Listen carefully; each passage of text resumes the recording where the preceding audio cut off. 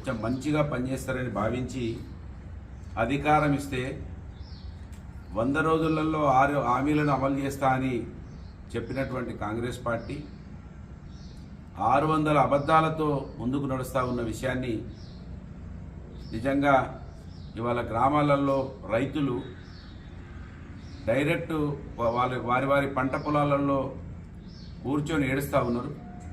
ఇవాళ ఉదయం మంతని ముత్తారం మండలం ఖమ్మంపల్లి గ్రామానికి వెళ్తే రాత్రంతా మానేరు నదిలో పడుకొని ఉంటున్నాం. ఇక్కడొక దగ్గర పొక్కగొట్టి మళ్ళీ తెల్లారి ఇంకొక దగ్గర పొక్కగొట్టాల్సిన పరిస్థితులు ఏర్పడుతున్నాయని వారు బాధపడుతూ ఉన్నారు. రేవంత్ రెడ్డి గారు వారు కాళేశ్వరం ప్రాజెక్టును చిన్న చేసి చూపించి దాన్ని పూచిగా చూపెట్టి రైతులను ఆయనే మరి ఆత్మహత్యలు ప్రేరేపించిన విధంగా వారి చావులకు ఆయనే కారణమయ్యే విధంగా వారి మాటలు కనబడతా ఉన్నాయి. నిజంగా మనం గ్రామాలలో చూసినాం, మీరందరూ కూడా చూసారు, పత్రికా విలేకరులకు కూడా తెలుసు. పెద్ద పెద్ద చెరువులు కావచ్చు, పెద్ద పెద్ద డ్యాములు కావచ్చు, ఏదైనా ఒక పొక్క పడ్డా, ఒక చిన్న గండి పడ్డా ఇసుక సంచులు వేసి మనం ఆపి నీళ్ళు ఇచ్చినాం. చూడండి, మనకు ఆధారం అనేక సందర్భాలలో ఇసుక సంచులు వేసినాం. సంచులతోటి మంచి మంచి బ్యారేజీలను ఆపి ఆ పంటలను కాపాడుకున్నాం. ఇట్లా 2-3 పంటలు కూడా మనం ఇసుక సంచులు వేసి కాపాడుకున్న సందర్భాలు మనం తెలంగాణ ప్రాంతంలో చూసినాం. ఇట్లా అనేకం ఉన్నాయి. ఈ విధంగా మనం ఇసుక సంచులు వేసి ఆపి నీళ్ళు ఇవ్వాల్సినటువంటి రేవంత్ రెడ్డి గారు కాళేశ్వరాన్ని ఆ ఇసుక సంచులన్న కనీసం వేసి నీళ్ళు ఇవ్వకుండా వారు ఏం మాట్లాడుతున్నారంటే కాళేశ్వరం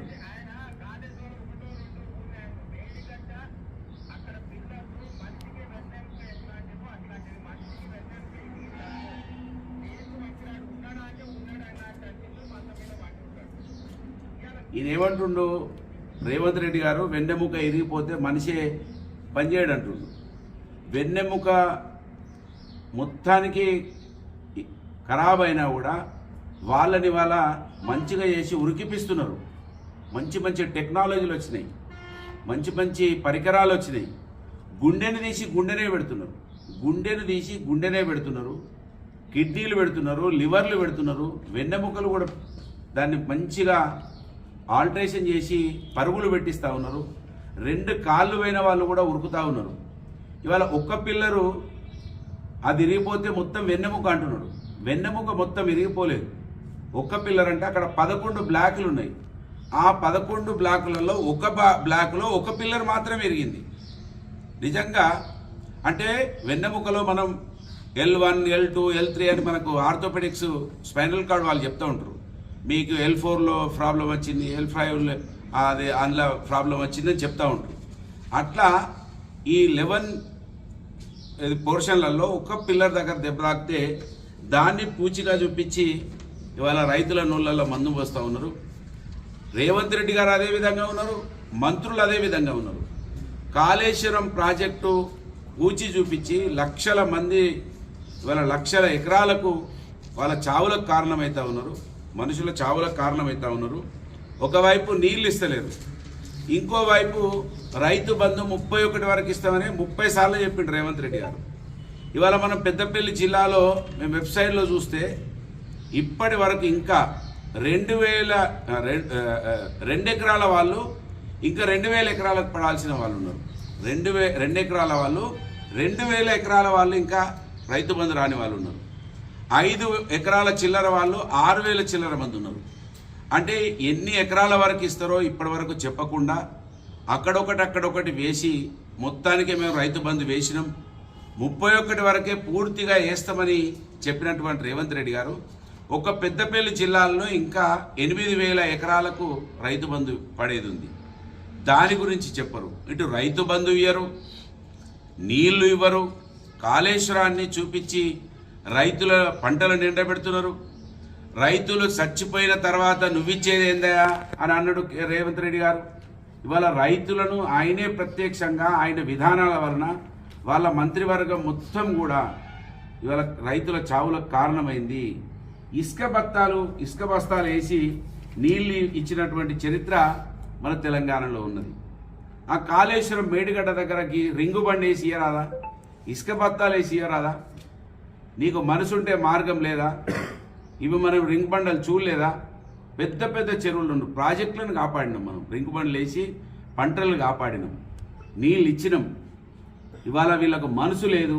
ఎంతసేపు ఇక్కడ ఉన్నటువంటి మంత్రులు కూడా మొత్తం అబద్ధాల మీదనే దాన్ని బతకాలని చూస్తున్నారు.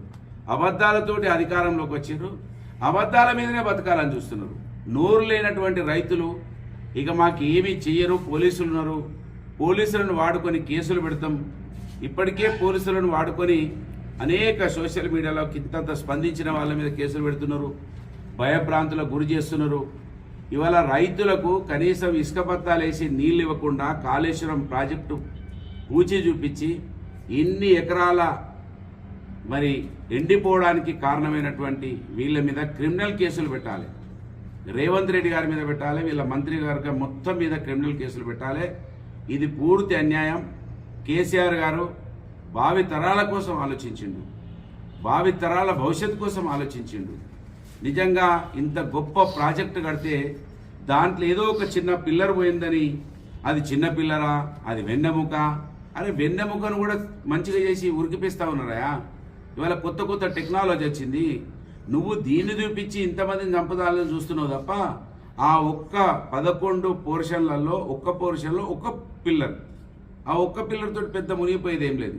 కనుక ఇప్పటికైనా ఈ రైతుల పంటల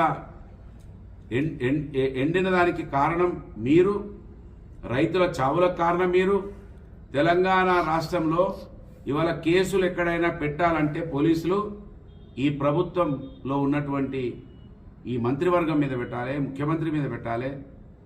వీళ్ళే బాధ్యులు ఈ చావులకి, ఈ పంటలు ఎండిపోవడానికి వీళ్ళే బాధ్యులు. కనుక డిమాండ్ చేస్తున్నాం, ఇప్పటికైనా ఇంకా అరకొర వెయిట్ చేస్తూ ఉన్నారు. మానేరులో కావచ్చు, చిన్న చిన్న వాగులలోకి నీళ్ళు వస్తే గతం నిన్న దాకా నీళ్ళు ఇస్తామన్నారు. మళ్ళీ నిన్న కనీసం గుండారం కూడా నిండలే, కిందికి బేగంపేట వరకు కూడా నీళ్ళు రాలే మా దగ్గర. కనుక నీళ్ళు ఇవ్వకుండా దీన్ని అపహాస్యం చేస్తున్నటువంటి వీళ్లకు ఖచ్చితంగా గుణపాఠం జరుగుతుంది.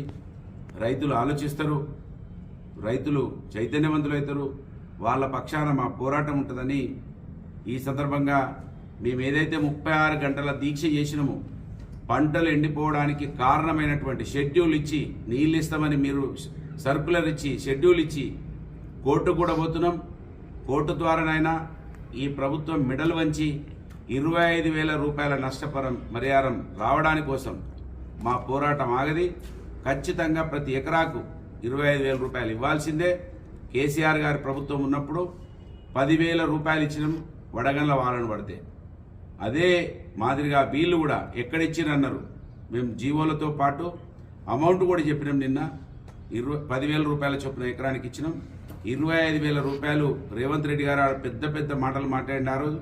ఇవాళ ఆ పెద్ద పెద్ద మాటలు ఇవాళ అమలు చేయాలి ఆయన. దీన్ని నేను డిమాండ్ చేస్తా ఉన్నాను. ధన్యవాదాలు.